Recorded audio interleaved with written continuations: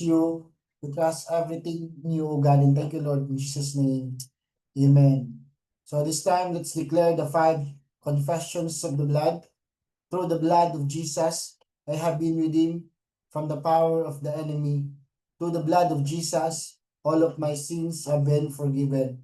Because I walk in the light, as He is in the light, and have fellowship with other Christians, the blood of Jesus, the Son of God, cleanses me now and forever from all sins. Through His blood, I am justified. Through His blood, I am sanctified. Now let's prepare our bread and wine for our communion. In Exodus 12 to 13 to 14, now the blood shall be a sign for you on the houses where you are. And when I see the blood, I will pass over you, and the plague shall be on you to destroy when I strike the land of Egypt. So this day shall be unto you a memorial, and you shall keep it as a feast to the Lord throughout your generation. You shall keep it as a feast by an everlasting ordinance. In John 6:56, he who eats my flesh and drinks my blood abides in me, and I in him. In 1 Corinthians 11:23 to 26, for I received from the Lord that which I delivered to you, that the Lord Jesus on the same night in which he has betrayed took a bread, and we had given thanks, and he broke it and said, take it, this is my body, which is broken for you. Do this in remembrance of me. In the same manner, he also took a cup after supper, saying, this cup is the new covenant in my blood. This do as often as you drink in remembrance of me. For as often as you eat this bread and drink this cup, you proclaim the Lord's death till He comes. The moment mag-communion ka, no, we acknowledge the Lord na siya ang Savior, no, siya ang healer sa tuang life, no. And also we declare na every word, no, every lie sa enemy, na wala na form ang enemy sa tuang life, no. And also let's pray, and also let's speak in tongues. Shakarabababa, Horabasikirebebebebebe, Horabababa, yes, so God. Yes, Lord, among sadyang among ipartik, sadang atong ipartik, no, ang bread, anong wine, no. Namo, nag-pray ta. Father God in heaven, Lord, we bless your name. We honor you, and we thank you, Lord, for what you have done, Lord, in our lives, oh God. Yes, oh God, Lord, thank you, Lord, for your blood, and we apply your blood in every situation, Lord, sa among life, and we give you praise. We give you glory, Lord God, for what you have done, Lord, sa mga kinabuhi, Lord God, and thank you, Jesus, sa imong gibuhat, Lord, just sa cross, oh God, just to redeem and restore us, oh God, and thank you, Lord, for your precious blood. We receive healing, protection, favor, Lord God, yasay mo, God. And also, Lord, we pray, Lord God, sa mga nangahiling. And thank you, Lord, that anay mga healing, Lord God, in physical healing, spiritual healing, emotional healing, oh God. And thank you, Lord, na mag-flow ang imong healing, Lord, sa mga life, oh God, in Jesus' name, oh God. And thank you, Lord, that walay sickness, no more sickness, Lord God, walay sakit, Lord, na mo prosper, in Jesus' name, oh God. Kaya mo nag-ibaran, Lord, just sa cross, oh God, in Jesus' name. And thank you, Lord. And also we pray, Lord God, sa mga nangayog restoration, Lord God. And thank you, Lord, sa ilang family, Lord God, imong restore, Lord, ilang relationship, oh God. And even, Lord, sa ilang mga kinabuhi, Lord God. And right now, Lord, among gipull down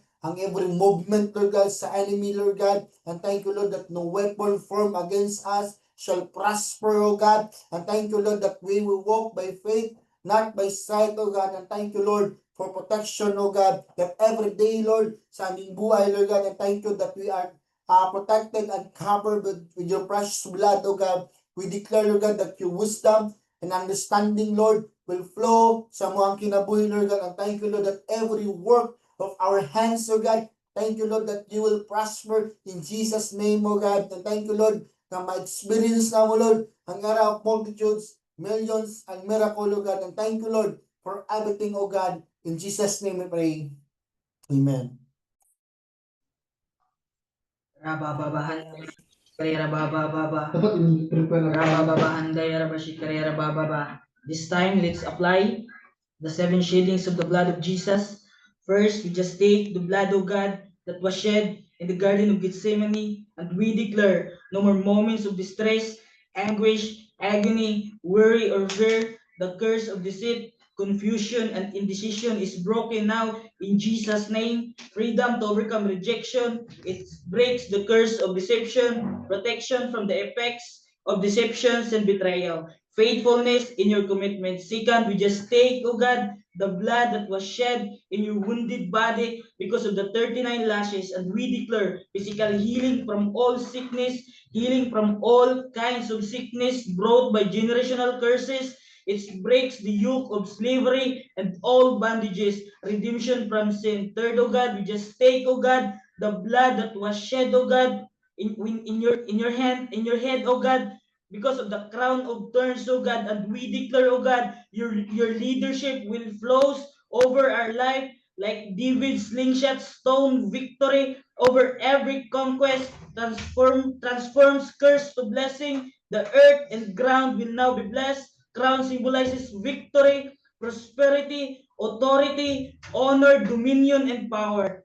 Intellectual, professional, ministerial, political, economical breakthrough, and victory. Overcomes the curse where work becomes labor and work is no more worship. We apply it, oh God, into our family, businesses, ministry, work, and leadership. The earth and ground will now be blessed. Fourth, oh God, we just take the blood that was shed in your face, oh God, when your bird was removed. And we declare, oh God, it removes our shame, it restores esteem, self-esteem, and value, redeems our dignity, self-importance. Now we have your face. It conquers the spirit of rejections and insecurity. This blood of Jesus brings back beauty into our lives. Five, oh God, we just take the blood from your hands, oh God, when your hands will nailed on the cross, oh God, it cleanses past, present sins and arguments, anointing in the works of our hands,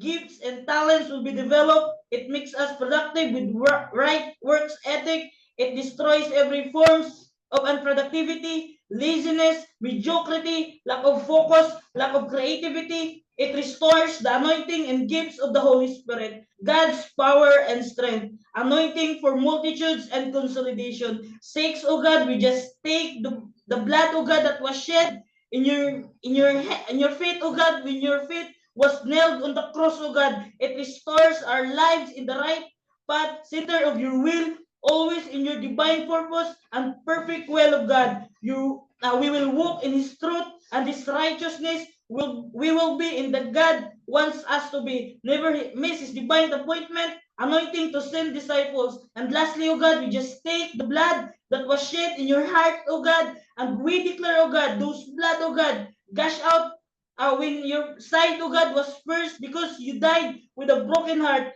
takes all the pain from our lives and turn it into joy. Emotional healing comes against the spirit that abuse people. Give us spirit of reconciliation, no more hatred or unloving spirit. Give us heart that loves to worship God.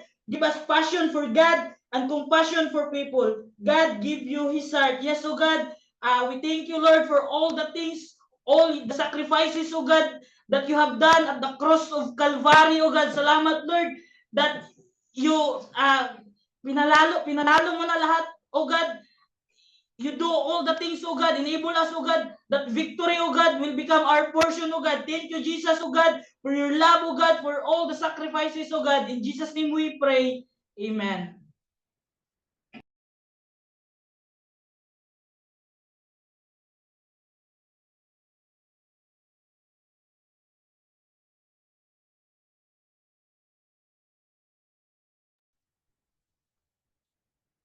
Come on, let's continue to pray. Prayer point number 2. Father, in the name of Jesus, we declare the power of anointing of the Holy Spirit over our man and woman of God, Mr. Nonon, Mr. Ratini, together with Isa and David, and every new gene, primary leaders, and C leaders, we pray, every family and everyone connected to the ministry and to His grace will experience all around prosperity, favor, blessing, and protection in Jesus' name. Every prayer answered, every need met, and every dream fulfilled in Jesus' name.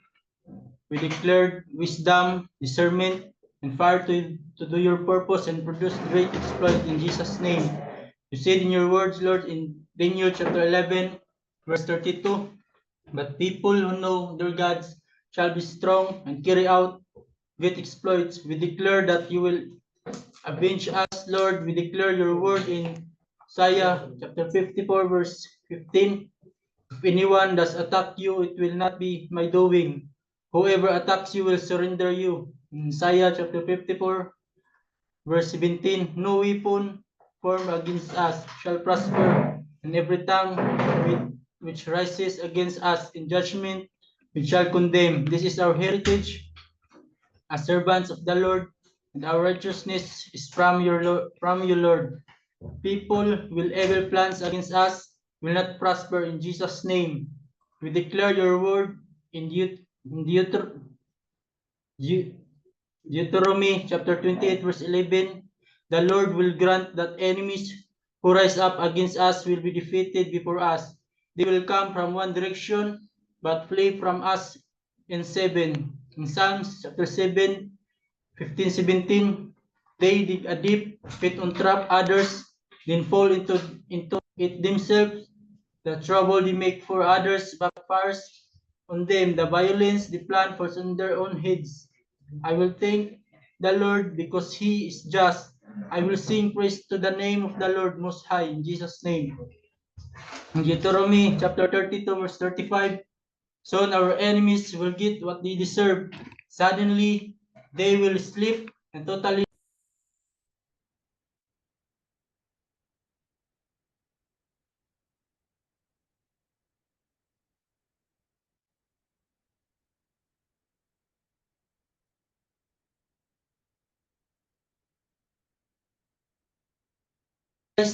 by the power of the Holy Spirit.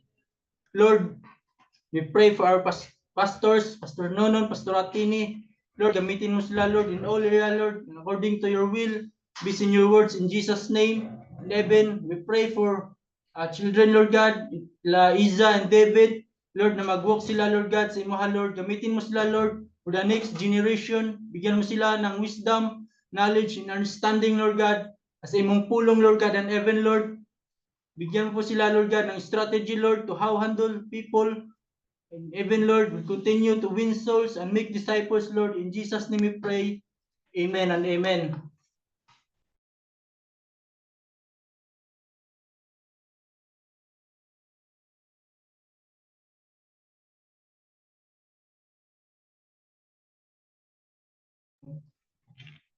Come on, let's continue to pray. Prayer point number 3. Yes, oh God, Lord, thank you, Lord God. We call out, oh God, to come to the team, to the godly, sold out, strong, wise, committed, primary 12, oh God. 144 C leaders, oh God, 1728 C leaders, oh God. We pray, oh God, for these 1,000 C leaders this year, oh God. Leaders who are spiritual and not emotional, oh God. Let your word, oh God, be the final authority, oh God, in our lives, oh God. We'll walk by faith, oh God, based on your word, oh God. We'll enjoy solving problems, oh God, and delivering results, oh God. We'll break our own records, oh God, and set new records, oh God. Holy Spirit, oh God, Lord, empower us, oh God, with your power and grace to produce leaders, oh God. Let the anointing to produce world-class leaders, oh God, and multi-millionaires, oh God, and find expression in our lives, oh God. In the name of Jesus, oh God, Lord, and every new gen primary leaders, oh God, and everyone connected to this grace, oh God, will experience all around prosperity, oh God, Lord. Every prayer answered, oh God, every need met, and every dream fulfilled in Jesus' name, oh God. As you said, oh God, in Psalms 112, verse 1 to 3, oh God, praise the Lord. Blessed are those who fear the Lord, who find great delight in this command. Their children will be mighty in the land. The generation of the upright will be blessed. Wealth and riches and their houses and righteousness endures forever. Yes, oh God, Lord, thank you, Lord. In Isaiah 60, verse 22, oh God, at the least of you, oh God, is 1,000, oh God. The smallest, a mighty nation, oh God. I am the Lord, oh God. It is time, oh God. I will do it swiftly, oh God, Lord. This, oh God, Lord. Thank you, Lord God, sa 1,000 leaders, oh God, na ibibigay mo ngayong taon, oh God, Lord, that we believe, Lord God, na ito ay mag-manifest this year, oh God, Lord, through the power of your Holy Spirit, oh God, Lord. Thank you, Lord. Naniwala kami, Lord God, but we can do all things, oh God, through Christ who gave strength, oh God, Lord. Nagagawin namin final authority ang iyong salita sa aming buhay na ito, oh God, Lord. Hindi kami magpapadala sa yung emotion, O God, Lord, but we live by faith in you, O God, Lord. Thank you, Lord, and every, Lord God, bless our families, O God, Lord, sa taong konektado sa church na ito, O God, and also, O God, Lord, do experience, O God, Lord, supernatural favor, blessings, O God, Lord. Thank you, Lord. Maraming salamat, Lord God, sa tanan-tanan, O God. In Jesus' name, pray. Amen.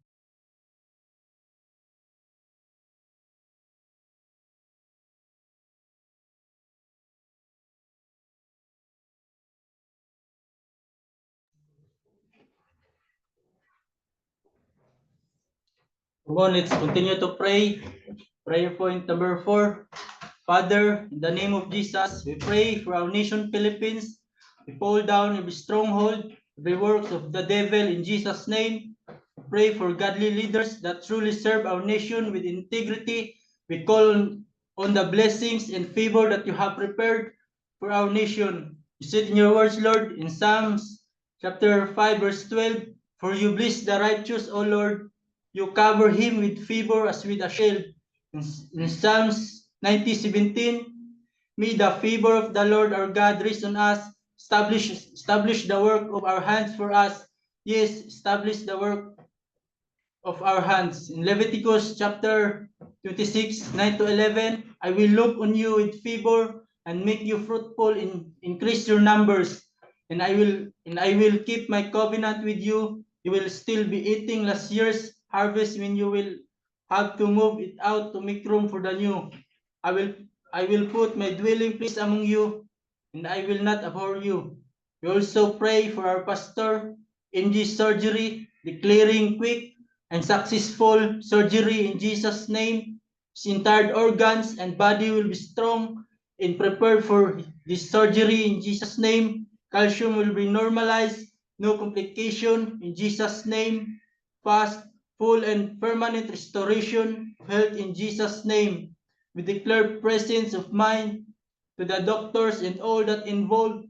The Lord is his main surgeon.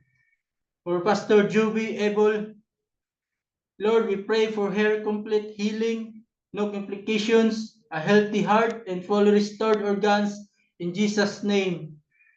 You said in your word, Lord, in James chapter 5, verse 11, the prayer of a righteous person is power and effective. We also pray for Juby Malingin. We declare for your protection in Jesus' name. We pray for your miracle healing upon her. We rebuke every complication and make her body strong and healthy. In Jesus' name, we declare the embodiment of these verses in their lives. In Matthew chapter 8, verse 17, this fulfilled the word of the Lord through the prophet Isaiah, who said, He took our sicknesses and removed our disease.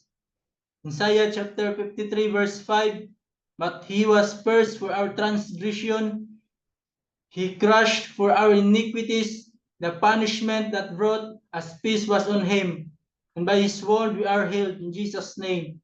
In Psalm chapter 91, verse 16, with long life I will satisfy him and show him my salvation. In Jeremiah chapter 11, in Jeremiah chapter 30, verse 17, for I will restore health to you, and your wounds I will heal you, and declares the Lord. Yes, O God, Father God in heaven, the name of Jesus Christ, by the power of the Holy Spirit, yes, Lord, we pray for our nation, Philippines. We fall down with stronghold, every works of devil in Jesus' name. We also pray for our pastors in this surgery, Lord, declaring quick and successful surgery, Lord, in Jesus' name. We cast out all the sickness that comes upon him in Jesus' name. Cover him, Lord, with your precious blood. Protect him, Lord, in all areas sa iyang life, Lord God. In Jesus' name we pray. Amen and amen.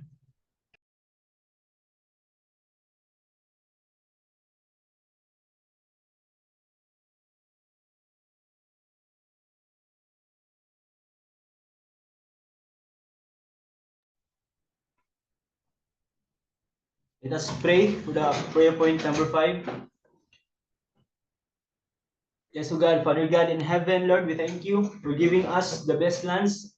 We declare in the name of Jesus, swift and smooth land processing, building approval, and construction for our 6,000 to 10,000 seating capacity church. In the name of Jesus, we come before you, O God, with grateful hearts, thanking you for the gift of this new land. Tonight, O God, we ask for your divine peace to rest upon it, from the soil to the structures that will be built. Let every step of the construction be guided by your hand. Lord God, we declare that no confusion, conflict, or disturbance will arise. We speak your protection over every worker, every plan, and every corner of the land. May this place be filled with your presence, and may it bring blessings to all who dwell and work there. We entrust everything into your care, and we claim peace, order, and favor, that there will be peace in the construction and the land, that no one will cause trouble in Jesus' name.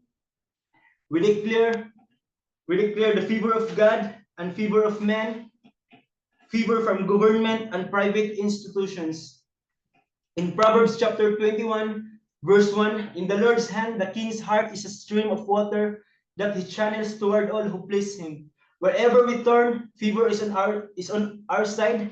Thank you, God. Thank you, Lord, for your faithfulness and favor. Today, O God, we humbly ask for more. We pray that hectares of land will be added for parking, for expansion, for the greater vision you have planted in our hearts. Let every piece of land be released in Jesus' name. No confusion, no opposition, no delay, only peace, provision, and open doors. Bless this church building project, O God, Lord, and cause it to grow beyond what we could ask or imagine, for your glory and for the good of many. You said in Exodus chapter 36, verse 3, they received from Moses all the offerings the Israelites had brought to carry out the work of constructing the sanctuary, and the people continued to bring free will offerings morning after morning. We declare, O God, non-stop and abundant provision. We will have more than enough in the name of Jesus. O Lord, that you will be blessed. All businesses connected to all Eugene leaders.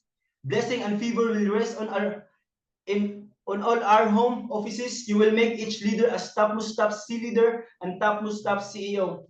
You will connect us to B2B clients. We will build IT parks in Jesus' name. You said in Isaiah chapter 60, verse 11, therefore your gates shall be open continually, they shall not be shut day or night, that men may bring to you the wealth of the Gentiles and their kings in processions. Isaiah chapter 58, verse 11, the Lord will guide you always. He will satisfy your needs in a sun-scorched land and will strengthen your frame. You will be like a well-watered garden, like a spring whose waters never fail. In Isaiah chapter 58, verse 12, your people will rebuild the ancient ruins and will rise up the age-old foundations. You will be called the repairer of broken walls, restorer of streets with dwellings. Everyone who will sow will experience restoration of dreams, life, family, and businesses. Everyone will live impactful and overflowing life in the name of Jesus. Amen and amen.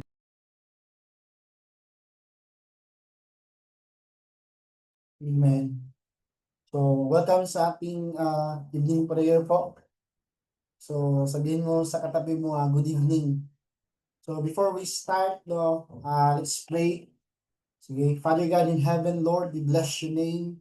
We honor you. We thank you, Lord, for what you have done in our lives. Thank you, Lord, sa ibuhat, Lord, sa mga kinabulugan. Thank you for the favor, Lord God, as we hear your word today, Lord. Holy Spirit, Lord God, mag-minister ka, Lord, sa mong life, Lord God, in Jesus' name. Amen.